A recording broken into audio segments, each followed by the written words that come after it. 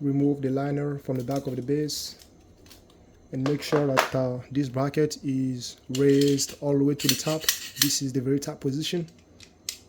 Do the same for the other one, and you want to make sure that the inside of the base is as close to the screen as possible, and that the bottom of the base aligns with the bottom of this trim right here, essentially this line, just like that. Do the same thing for the other base.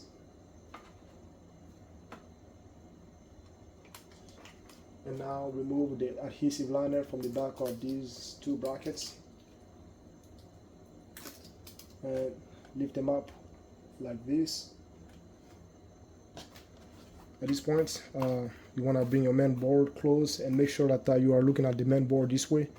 Make sure that it's not upside down, which will require you to remove everything and start over. So make sure you are looking at the main board this way.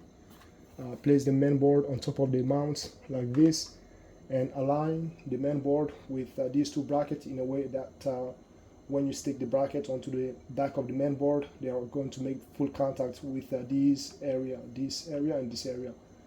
They are not supposed to be sitting on this rim right here. They are supposed to make full contact with the back, with these two areas.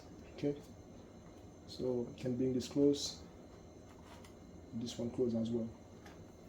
At this point, apply some pressure evenly for about 5 to 10 seconds and unscrew these two screws.